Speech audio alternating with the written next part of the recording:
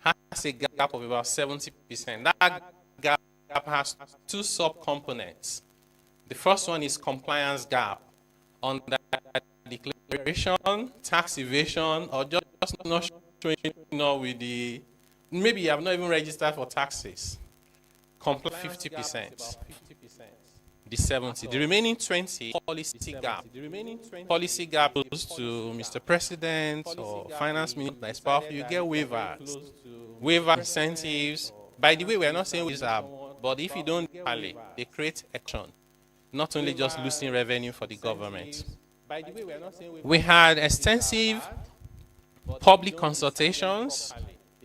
Apart from our membership being diverse, every meeting that we had was a consultation. Because you sit at every meeting. By the way, that large membership that we had to break up into 5 subcommittees. So we worked in subcommittees. We were meeting every single day, sometimes till late. This is one of the joy that I have as a Nigerian. And I'm saying this with no sense of responsibility. I do not know of any other country that I've been to or that I know of in the world where their citizens are so ready to make sacrifices for their country. We had loads of people volunteer to work for our committee for free. Loads of people, hundreds, with different skills. And then we use publicly available information as well. So what did we find out? Let me tell you a few of our fiscal, we call them fiscal findings from all of this work that we have been doing. First one is maybe common knowledge, but putting it into data. Nigeria is running on a low budget.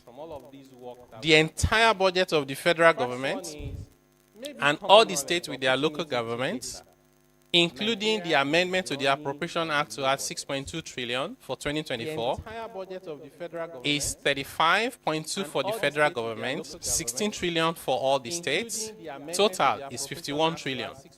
Convert to USD is $32 billion. $32 billion is the size of the budget of Kenya, 54 million people. It's less than 1/4 of the budget of South Africa, $130 billion for a little over 60 million people. Even by African standard, we're significantly underperforming. So in the new law that we propose, there's a section 2212 of the Nigerian Tax Administration Bill that says, for the purpose of attribution, any return under this section shall provide details of derivation of taxable supplies by location in a manner prescribed by the service. So when you are submitting your returns as a company, if you have distributors, you tell us your VAT is this amount and sends product to XYZ distributors in Ekiti, in Ondo, in Yobe. These are information that you already have in your system. We are not asking you to do anything extraordinary. Just give us that data so that FRS can pick your VAT and attribute it to the states. So that is it in a nutshell. These are some of the aspirations. I won't go through them. What do we want from you? Thank you for being here. Engage further with us and get involved. This is not the reform of the committee. It's not the reform of Mr. President. It is our reforms. We're doing this together. Those of us who are doing this job are representing you, taking interest in the whole reforms and carefully reading the changes. Don't jump into any conclusion. Please read. Consider all the proposed reforms holistically. Don't just say VAT is going up to 10%. When you put that on social media, they don't hear anything else. Participate in the reform process and give constructive feedback. When you don't like what we're doing, give us alternatives. It's just not enough to say, I don't like it. Tell us what else we should do. Do not spread misinformation. You're only entitled to your informed opinion. You can follow us. We have a dedicated website. It's updated almost every day. So you see good content there. We have a resource center there. This is the QR code for the resource center. We have an email. Should you want to send us an email, you can send us a message on WhatsApp. Don't call, please. Just messages. Because the person handling it may not have the means to answer your question, but they have the means to direct your request. LinkedIn, if you're up for social media, X, LinkedIn, Instagram, Facebook. We have a YouTube account, and you can please engage with us, and we look forward to those engagements. I close with this quote by Nelson Mandela, and it's a message to all of us. We have hopes, we have dreams for our country, we have aspirations, but we also have our concerns, or call them fears, of things that can go wrong, right? But how should we move forward? Mandela advises that the choices we make should reflect our hope, not our fears. On that note, thank you very much for your attention. That the choices we make should reflect our hope, not our fears. On that note, thank you very much for your attention. Of it on the Nigerian nation and the Nigerian economy, particularly as it affects our GDP, our data for businesses, for the foreign exchange, how it's dwindling, the naira is becoming, the value of the naira is not appreciating because of some certain indices that we have not gotten right. So, and the prospects that is going to be made if we adopt all these changes that are being brought in the new tax reform bills.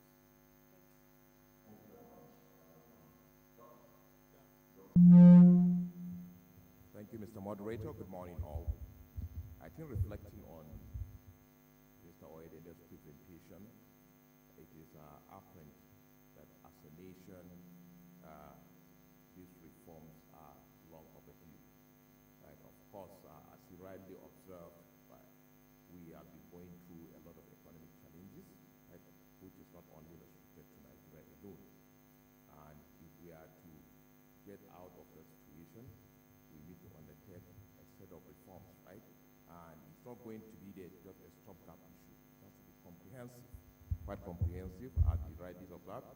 The objectives have to be achieved. We have to improve fiscal efficiency and competitiveness, right? We must ensure that we grow our revenue streams, right? And then ultimately ensure that there is a sustainable economic development for the nation, right?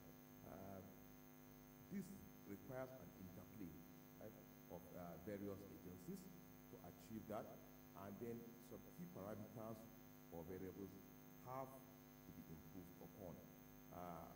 On the tax administration side, of course, we all know the major burning issue now, on ground efforts that are being made to ensure that some of these legislations are amended, which are long overdue, to ensure that tax administration is inclusive, simplified, and we're able to grow the revenue streams to provide the required funds for national development.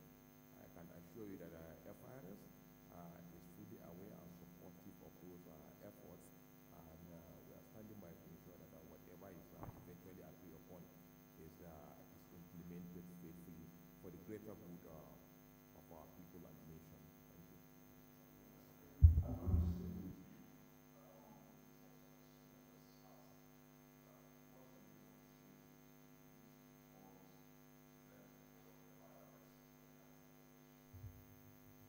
Well, these reforms are for a service, right? It will, of course, enable us to enhance our efficiencies, right? To be able to generate the required revenues for the nation. That is the immediate reason. And in order to do that, taxation is all about, for instance, the laws, the legislation, right? We find that some of these laws are archaic. Some of them we adopted right from the colonial masters, right? So they are long overdue. Everywhere you find that these tax laws need to be simplified, right, in order to make our compliance easier, right, and also administration much more efficient and effective.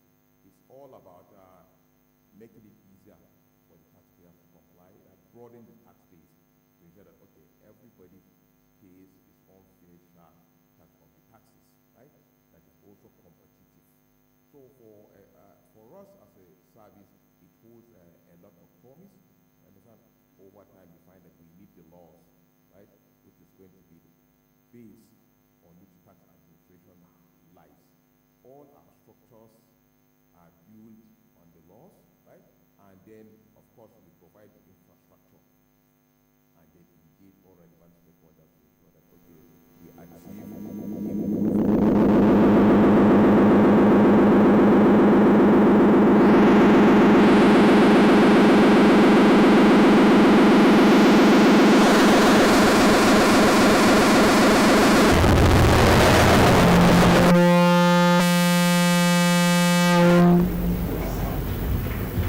much higher subsequent years, right? So do that. So the work of the commission, as we rightly observed, people and decades, right? We lay the foundation on which empire to different, right? We build an institution that can be able to deliver on its mandate of providing the Thank you very much. The laws, you talked about structure, and of course, always it goes back to the taxpayer. And Madam, this is for you then. How is FIRS going to leverage on the reforms to simplify tax filing and payment processes? Thank you. Now, one of the easiest one is our platform that we have, the in-house which we name tax bromance.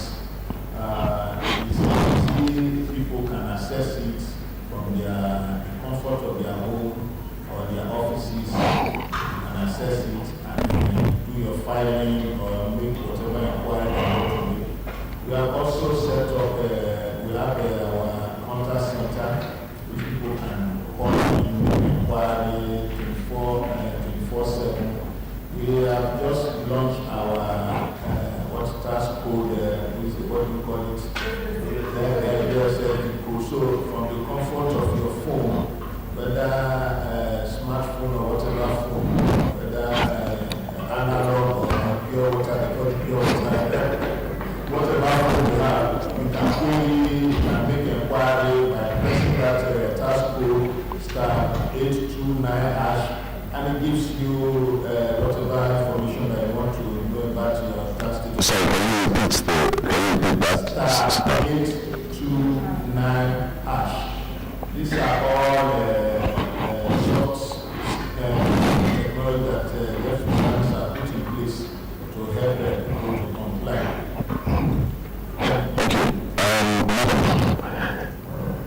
What efforts have we been able to put in place to include or to bring in the informal sector and the underrepresented groups, so that as we're looking at improving and expanding this tax net, can you just share with us the efforts that have been put in place for compliance as well?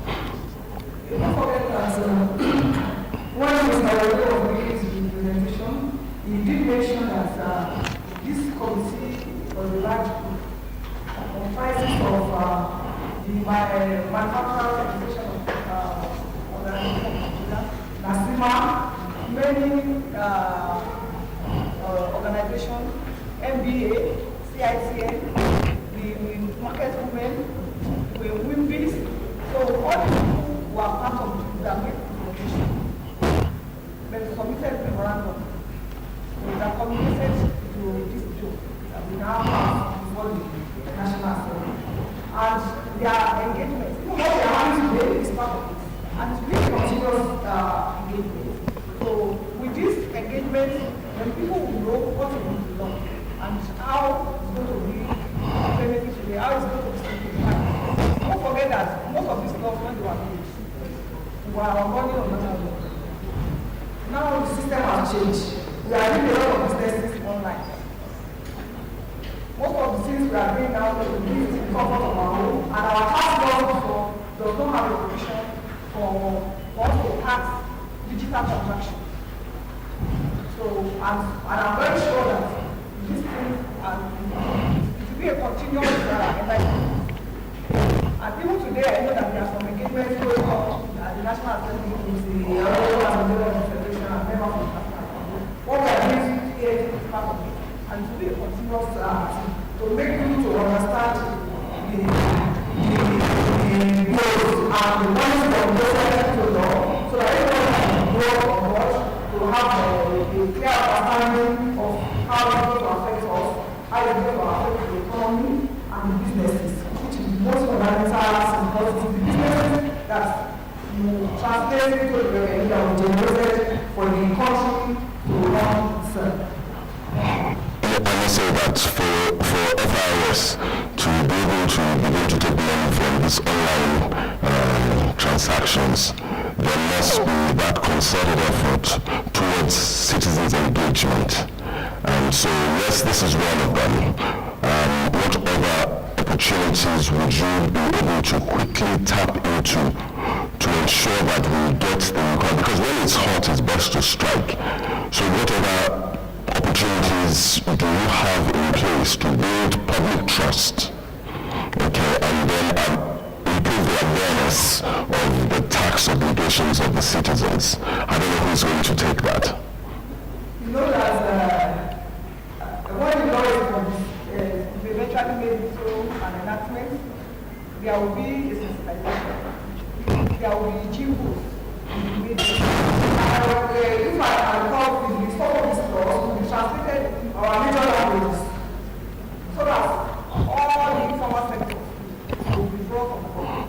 And most of them we have organizations. So these things will be translated in major languages, pidgin, so that we can have the knowledge and the key provisions that are changed. Not only that, we have the social media. Even most of the issues for this thing, they are being debated on social media. So we have to that will be sending news on this issue, so that we enlighten the public, so that we know what is expected of them and the form is going to take in this simplified way. Let me give you something else to add to, because so that you will take it all together. Because, madam, let me play from the outside now. I mean, I'd love to watch the jingles, listen to everything, and about we're still talking about how do you get money out of my pocket. So I will follow your jingles, I will follow everything. You write a tab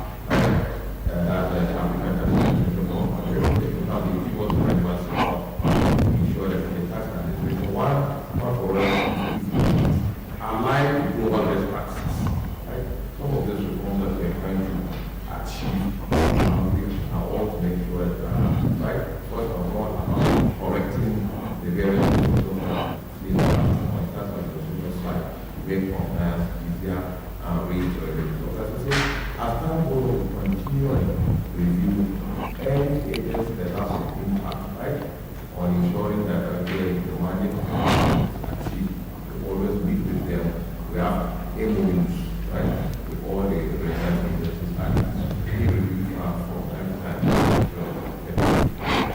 Thank you. I must confess, when we were talking about the tax identification number, I laughed within me because I think about 2 weeks ago or thereabouts, I registered a company, and on the portal it has the button for enable TIN, and I thought this is unusual. So I clicked on it, nothing happened. Well, basically nothing happened. And then I thought, so I went back a few days later, clicked on it again, and nothing happened.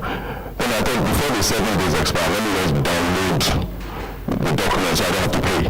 I was shocked when it came up, the Certificate of Incorporation came up and there was a team number, and I said, this will really make money. Yeah. I was shocked because it was never like that. I went through a tedious process to get a team number for a long time. I actually gave up, at some point. But this one straight away from the corporation right there in technology.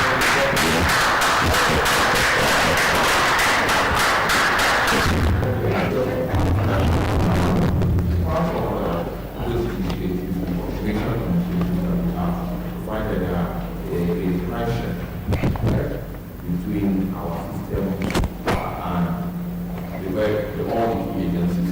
We find that some of these things we don't have to call for manual data anymore. We can see it from systems. So basically we have a data warehouse, right, that will enable us to have access to various information from the comfort of our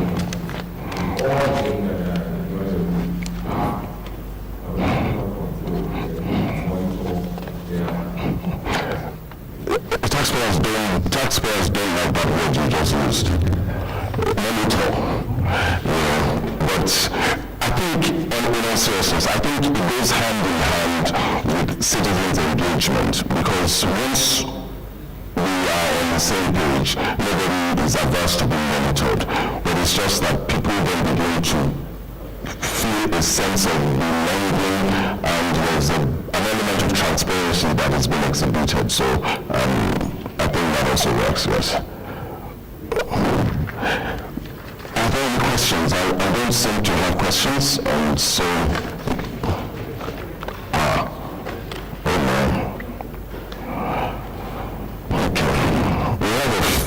But we will take as many questions as we can. There's a particular one here that says, what are the benefits for women in this tax reform? I'm not going to decide on who is going to answer that, but it says, what are the benefits for women in this tax reform? Let me warn whoever is going to respond that you are also going to have to tell us why there must be benefits. Nobody wants to respond? I women benefit from this tax reform, because now the benchmark of payment of tax before was 300,000 for personal income tax. So a woman that earns income below that amount of money will not pay tax. Even if you are doing business and your turnover before it was less than 25 million, I think now it has increased. So a woman benefits. Not only that, it's geared towards helping us to organize our business. So that when you do your business, you have your expenses, you have your documentation. So, and at the end of the day, if you are not able to meet that threshold, you will not pay. And if you meet it, you will pay, but you are not going to be overtaxed. It's not a biased law. It's applicable to everybody. It's not geared towards men or women. But whoever is doing a small scale, as most of us women are doing, I'm sure that you are going to benefit massively. Thank you. As a matter of fact, you are the best person to answer that question. And you answered it well. Can we give a round of applause, please? I have another question that says, what is the FIRS doing to support tax compliant companies or taxpayers? Tax compliant companies or taxpayers. What is the FIRS doing?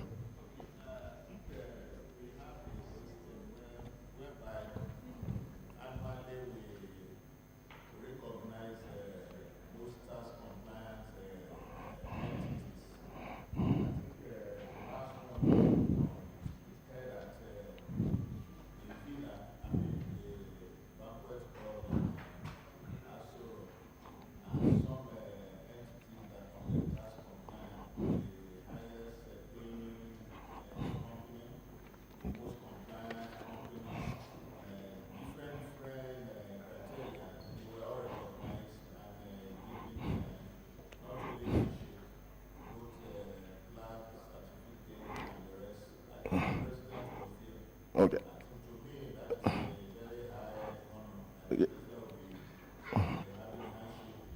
So I don't want to hold brief for whoever wrote that, but I'm thinking that the person is thinking beyond high taxpayers. He's probably thinking of a compliant taxpayer.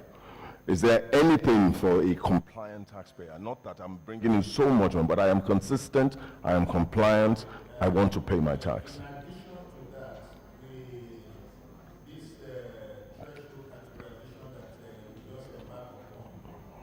Okay.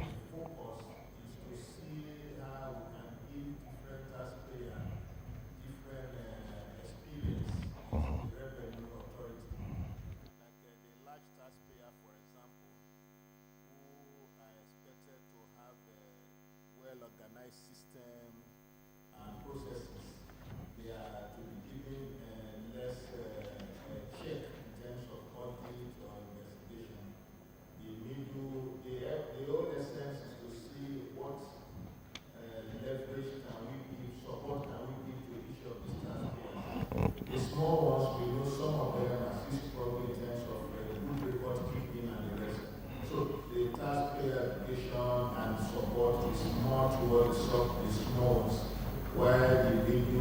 different experiences that can have different experiences. But speaking specifically, is to reduce, for those who are well compliant, to reduce routine and check on them. That's what I'm doing for Okay, thank you very much. I'd read this out, I haven't gone through, but it says, Nigeria has been an import-dependent nation. We have been campaigning to have entrepreneurs to enter the business space. Already the few companies we have are folding up. How can we justify that the tax reforms will encourage upcoming businesses, especially where subsidy removal has not been impactful yet? It's an omnibus question. Omnibus in the sense that there are so many factors that determine the success and survival of the business entity. Beyond the fiscal regime, we also have issues on the infrastructure and, of course, the security state of the location where you operate, where there is insecurity and is a concern for the business entity. You may think of relocating to another place where infrastructure becoming a problem for business entity may be a reason for relocation, closing down whatever. But for the benefits that come from this fiscal policy, they are well regulated and clear in the bill that Taiwo has been explaining. And I like one of the statements that you made, say people should show interest in this bill. Don't stay aloof. Read them and make your own contribution. By the time we look at them, you see that there are so many incentives that have been put into the bill that will help the business to survive and do very well concerning as far as it goes to fiscal policies that are being for. Great. Just to say that we're running out of time, but I would like to also let us know. Okay.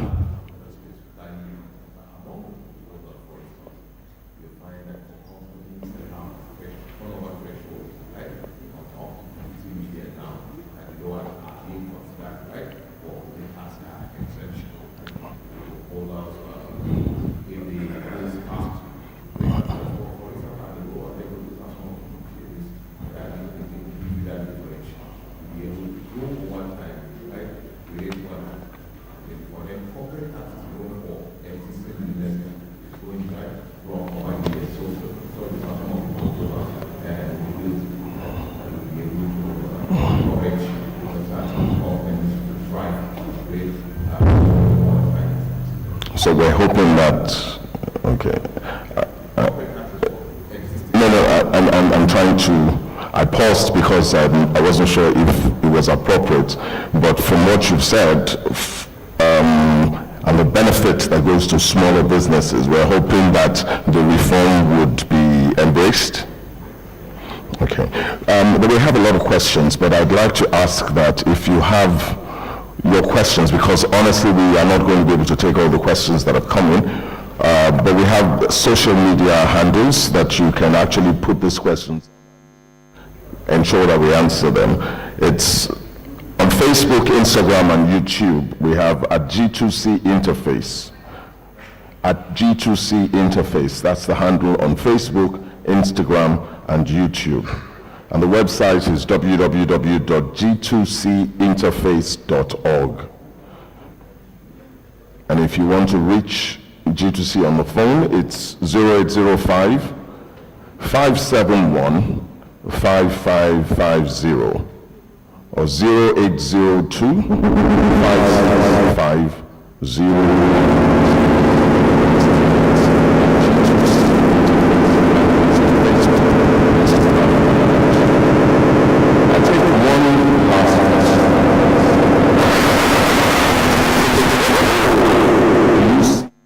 alternative mechanisms such as mediation play in tax disputes and effective tax administration. Thank you. You can speak on the bills that are proposed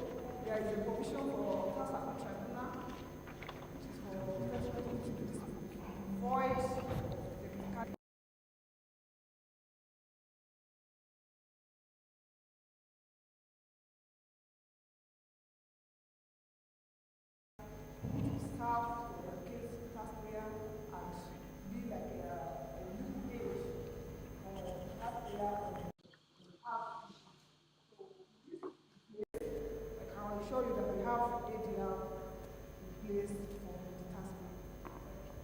Thank you very much. And just as a wrap-up, I have something from the Director of FIRS, Adebayo Adefemi.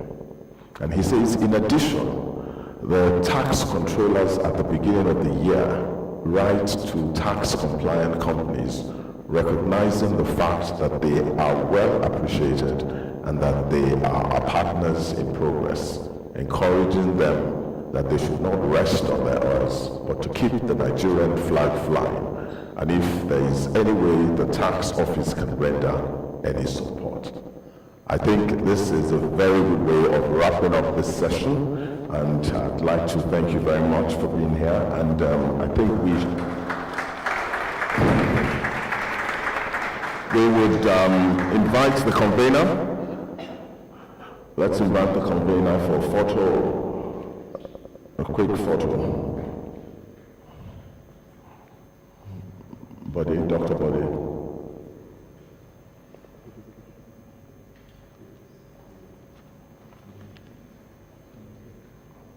Okay, maybe we'll just allow the photograph with the panelists first, and then when Mr. Bode comes in, we'll take it. We're still here. And the next session should actually also be as interesting and engaging as this one. See, I keep forgetting that I'm also...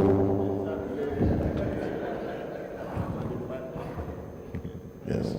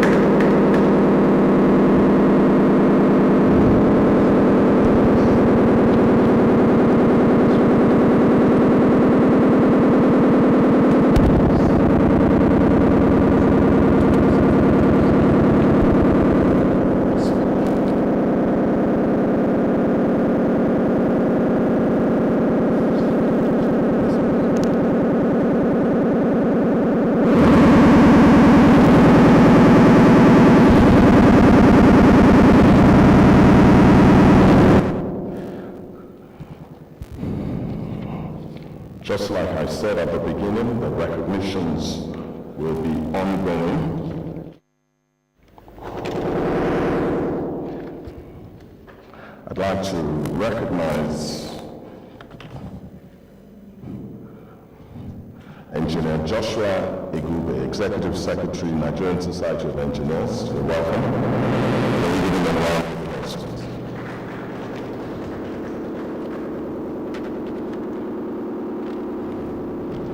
Also recognize the guests from the Federal Ministry of Education, Okafor Lazarus, Assistant Director Ramata Yusuf, and Assistant Director Taif Lekon Saka. Can you give them a round of applause, please?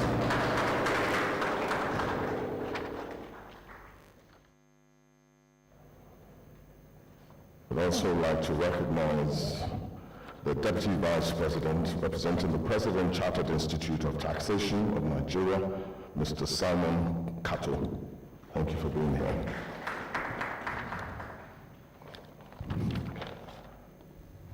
I'd like to recognize the representative from the Federal Ministry of Housing, Mohammed Saki Kebi, Deputy Director.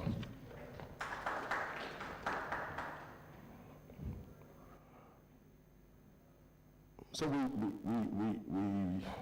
we've had a rich discussion so far, touching on critical aspects of the tax reforms and FIRS's strategies for implementing.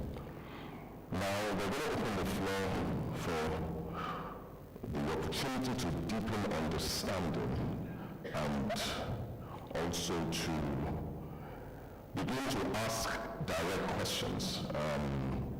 Because today is showing how FIRS is deepening and getting more and more involved in what we all want to partner with in terms of citizens' engagement. Now, the second panel, we're going to be hearing from representatives of the Ministries of Health, Housing and Education. They're going to showcase the direct impact of tax revenues on critical public services and infrastructure. And I really believe that this is going to be an inspiring session. So, now I have three people from the Ministry of Education, and I really would like to know who will be representing the ministry. Can you please come forward on stage and we'll give you a round of applause.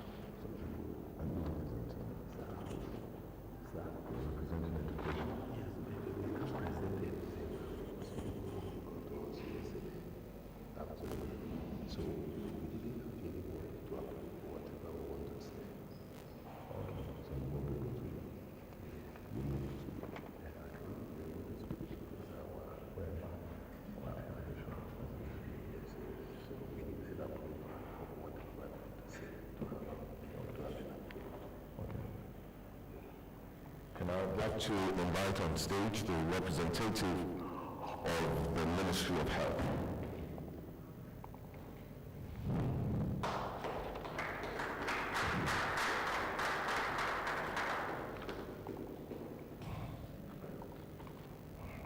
And do we have the representative of Housing in the room?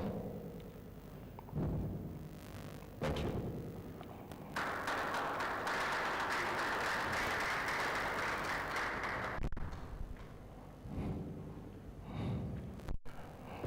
So we'll be looking at housing, and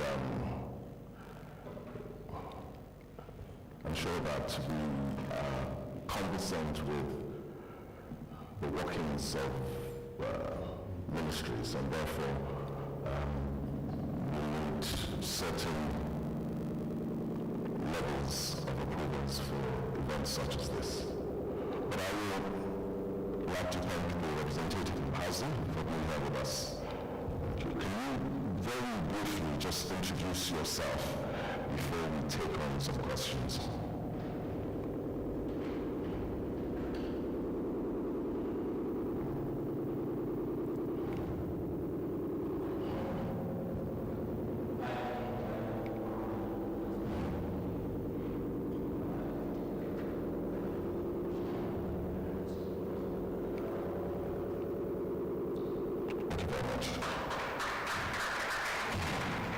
Also, like we did in the first session, please listen attentively, put down your questions, and then we can actually ask you those questions after.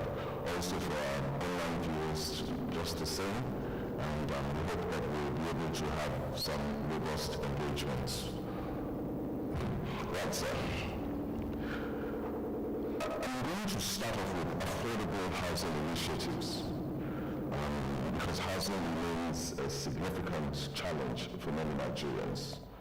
So are you able to provide for us examples of how tax revenues have been used to fund affordable housing projects and what the outcomes have been so far?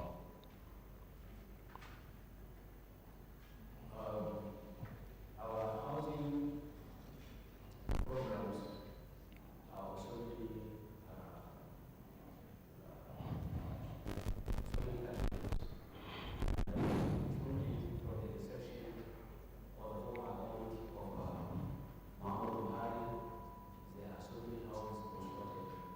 all over the country,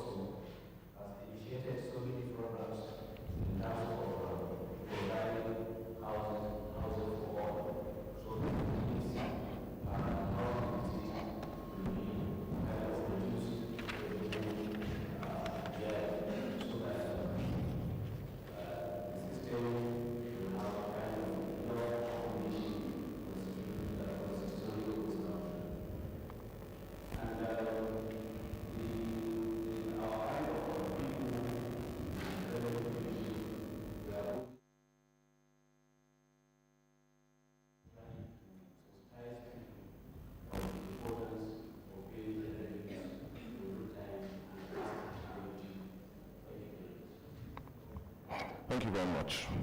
Thank you. Thank you very much. Now, we'd like to know what specific programs have been funded by taxes. If you've also addressed the slum development projects, just if that has been something that has come up, it would be nice to let the citizens know if there has been any funding of slum development projects utilizing taxes in the housing plan. If there hasn't been any, do we have plans towards this?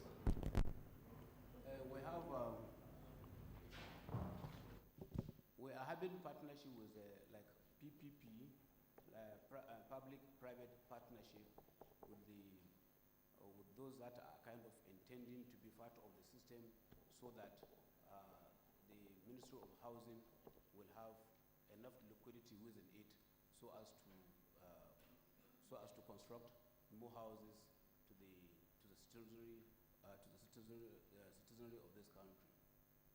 And as like what I said earlier, that the intention of the ministry, particularly the revenue division, is to get more money for the federal government, so that we construct more houses to our citizens in this country. All right, thank you very much. And let's look at public-private partnerships for a minute. How is your ministry leveraging tax revenues in this regard to create the regular partnerships that will help to do the things that you set out to do? Are we looking at public-private partnerships, and how are we leveraging on all of this? Our public-private partnership is like bringing some resources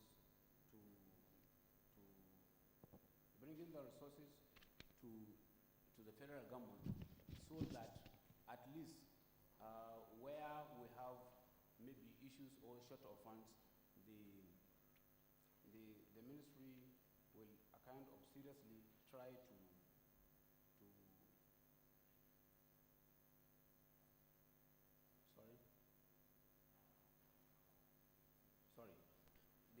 the PPP, like as I said earlier, it is a combination or the partnership of private organizations that will come together and or will support the ministry financially, so that at least it will help us develop or construct more houses, more housing sector in the entire country.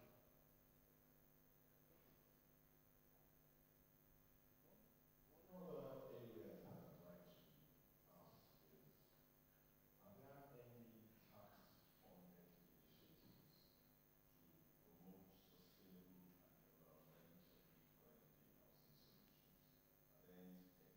Are there any incentives that the ministry is providing for people that want to engage in environmentally friendly housing initiatives? Are there any initiatives that the ministry is providing for anyone that wants to engage in housing initiatives? Do you have anything in place that we can leverage or that we can tap into or access if we have housing solutions?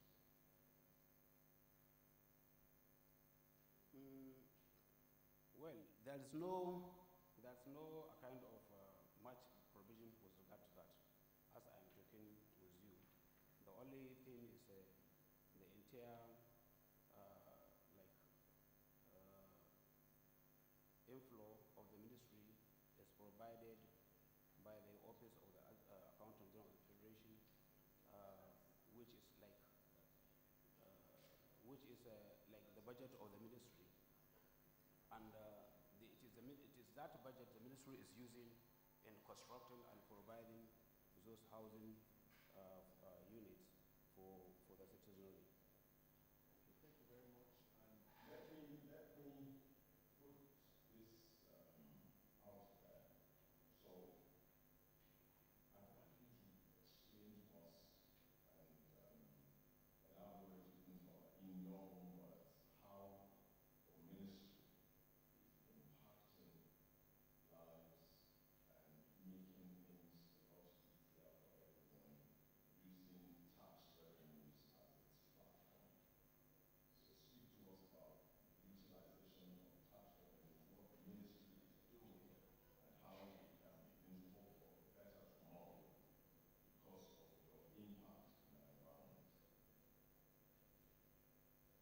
the ministry is engaged in providing lands, for example, for the intending customers who are willing to provide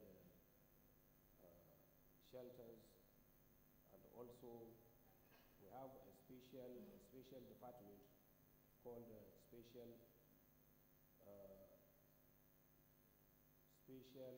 program unit, which is involved in providing roads, classrooms, hospitals, and also sometimes lighting of streets, which will kind of give room for our good customers to be having a kind of good operation. And also the ministry, after providing those classrooms, roads, and what have you, it is like trying to make sure that the citizens are free to move and also provide good services so that revenue can be generated through those services, and also the houses provided will be a kind of good for our citizenry, so that at least if our people is having a very good shelter, they will have a peace and a conducive environment where to operate their businesses, so that at least they will add value to our Nigerian economy by providing the required or intended revenue.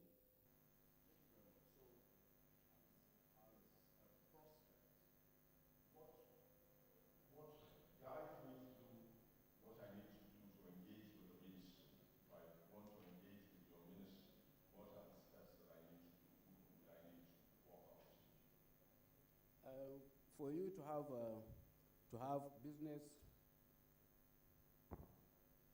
have business, with the ministry, you should have a kind of a registered company, and which has a very good profile in discharging its contracts or its duties.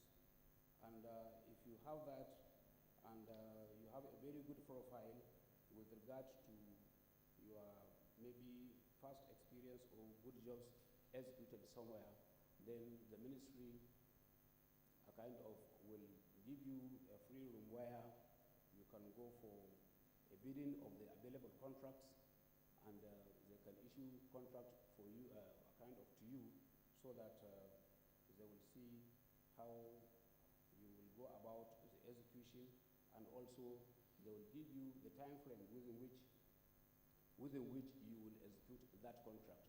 And I believe whoever try maybe to have a business with the Ministry of Housing and Urban Development will enjoy a kind, or will love to go back because of the services we are rendering in the ministry. Thank you very much. And on that note, I'd like to appreciate you for coming to speak to us about how the FRS tax revenues have been utilized and have been efficiently addressed in the Ministry of Housing. Once again, we'd like to thank you very much, and I'd like to invite the convener of the representative of the Ministry. May I also invite off the stage Dr.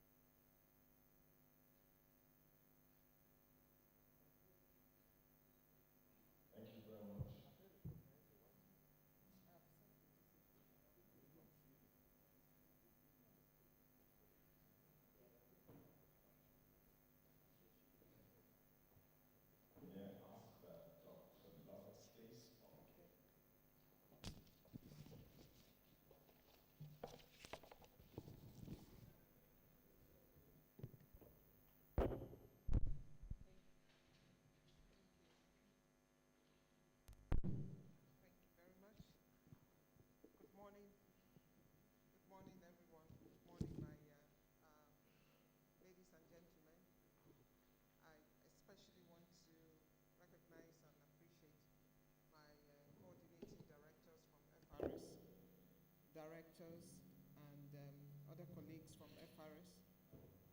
I want to recognize all representatives from other agencies, federal government agencies who are here represented.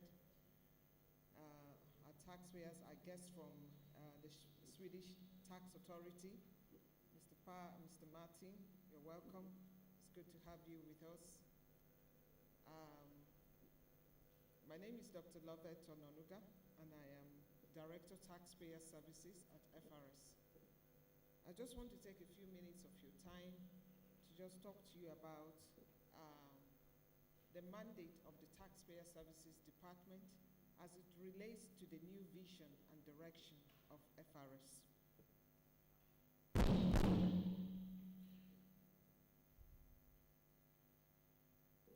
So, first of all, the Taxpayer Services Department is responsible for providing excellent service to taxpayers and ensuring that their needs are met, and fostering a positive relationship between taxpayers and the tax authority, which is FRS in this case.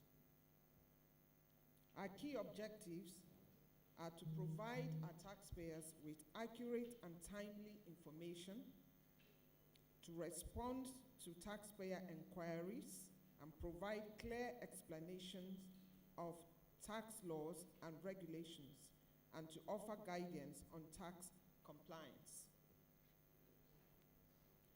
Secondly, we also assist with tax compliance. The new FRS vision is to be one of the most efficient and trusted tax administrations in the world. And simplifying our tax laws is actually one of the key objectives that the mission would like to, that the mission conveys. So assisting with tax compliance is a big part of the mandate of our department to help taxpayers understand their tax obligations and provide them with the support and with support with their tax filing and payment, and to facilitate their tax compliance generally. Thirdly, we resolve taxpayer issues. We have a complaints management unit. We address taxpayers' concerns, and we resolve disputes and provide a fair and impartial review of taxpayer complaints. We also improve taxpayer experience. We have a contact center, which is, our contact center is open to the general public. You can call in with all your inquiries and be sure that you will be attended to within 24 hours. If the issue is going to not be, if there's a reason why we cannot resolve the issue for you within 24 hours or 48 hours, then we'll let you know and we'll get back to you on it. We also have walk-in centers, our taxpayer service units in each tax office, in FRS tax office across the nation, is like an open walk-in center where you can actually walk in to the tax office and have your queries answered and your issues resolved. To access the list and addresses of our tax offices, just dial *829 and follow the prompts, and then you'll be able to, see the address of the nearest tax office closest to you, where you can take your inquiry to. So other means are email support. We also offer email support as helpdesk@frs.com. You can email us in there with all your inquiries and all complaints, and we will look into it. Within 48 hours, you will get response from the Taxpayer Service Department. So, lastly, one of our mandates is to foster a positive relationship and to build trust and confidence with taxpayers, thereby promoting a positive and cooperative relationship between the tax administration and our taxpayers in order to promote voluntary compliance. So like I said, Some of the services that we offer range from tax assistance, taxpayer assistance, whether in our physical offices or online, through our contact center, through the Star 8, our USSD code, or even on our website. Our website has been upgraded and is now is interactive. So you can also reach us through our website or on all our social media handles. We have all our social media handles are actually active, and you can reach us through any of them. We also engage in extensive taxpayer education and outreach. So you can actually invite us, or we initiate. We either initiate our taxpayer engagement programs, or you can invite us to attend to your engagements and to provide a platform where we can educate and enlighten. We carry out taxpayer advocacy. The new administration has a special assistant on communications and advocacy to the ECFRS, who is able to handle all advocacy matters. Our contact center also offers language support services, because we can serve you in not just English, but Pidgin English, Arabic, Hausa, Igbo, Yoruba, so we offer that as services in all these languages. The new vision of FRS is to ensure that we become one of the most trusted and efficient organizations or tax administrations in the world. We're benchmarking not just against other tax administrations in Nigeria, but in the world. So it's a tall order. Executive chairman has, has the vision, and all management and the entire FRS now is being steered in this new direction. So I just want our taxpayers out there to know that FRS is poised to change the way that we interact with our taxpayers. We are becoming a more customer-centric organization, more focused on our taxpayers' issues, and we are listening more. So if you have any concerns, any issues, I encourage you to feel free to reach out to the FRS. We are here to listen, we're here to serve. So thank you very much once again for coming here today, and I do hope that we enjoy the rest of our interactions. Thank you.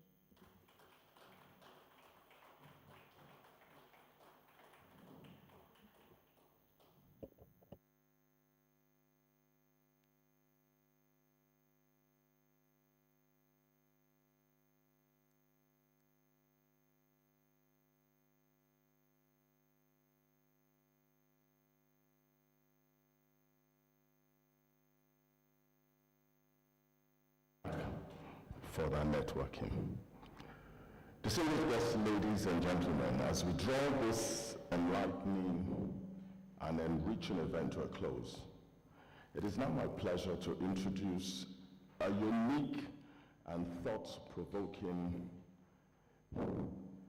dialogue between these two influential figures, the convener of the G2C, Dr. Bodeboy, and Dr. Dick Erie, Coordinating Director MTG, who's representing the Executive Chairman of the FIRS. In this party, we'll be exploring beyond the surface, going beyond the discussions and presentations of the day to highlight the key areas that need further attention, strategic focus, and action. Dr. Bode, with his wealth of experience and sharp insight into citizen-government relations, will engage Dr. Erie on critical matters that have either been briefly touched upon or remain untouched entirely. Over to you, sir.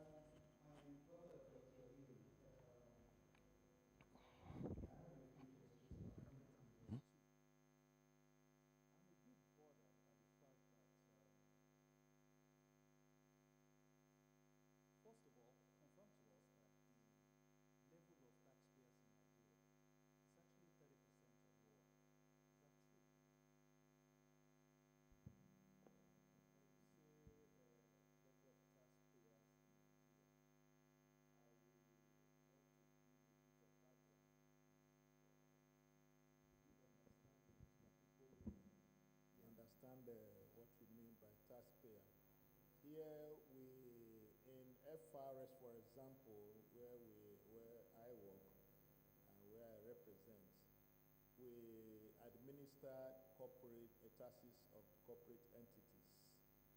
And we also administer VAT, which is paid by almost everybody that consumes a service or a good that is vatable.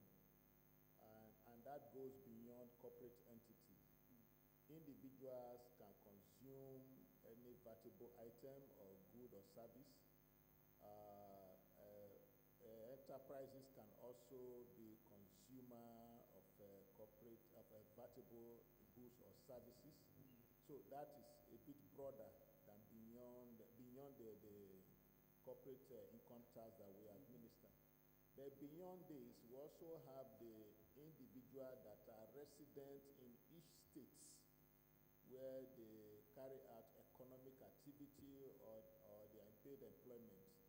These ones also pay taxes, but those taxes are paid to the sub-nationals, that is the states where they reside or where they carry out economic activities. So put together, maybe for want of data, we are saying it's 30%, but on the flip of the back of the envelope, one can say it should be higher than that 30%. Yeah. All right. It's painful to hear that Nigeria is still a developing nation, and I think towards a corporate social responsibility. I believe I've stretched you a bit, Yeah. but I'll stretch you just a little longer. G2C is willing to go to the suburbans and to the rural areas just to make sure that the people face their government and they're able to speak their mind, feel the pulse and speak their mind. Now, if G2C is willing, I'm just poking you, Dr. Eri, if G2C is willing to go to the rural areas to educate Nigerians about the new tax reforms, would you be in on that?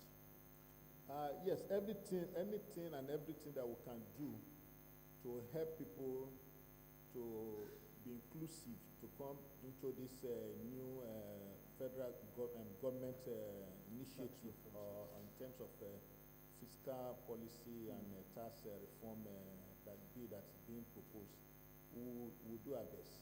Please But beyond just speaking to the bill, even speaking to them to do their civic responsibility is also very, very important.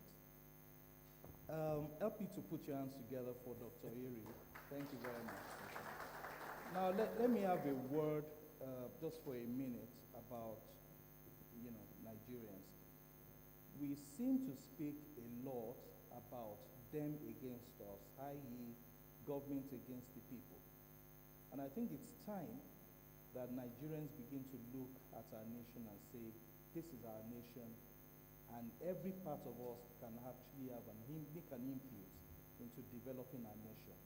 Remember, a former president of a nation, which I'd rather not mention, said once that speak not about what your nation can do for you, but speak about what you can do for your nation. I just want to be sure that you know. Speak about what you can. So let's speak more about what we can do for our nation.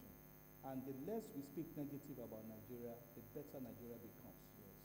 Thank you very much. Have a lovely day. God bless you.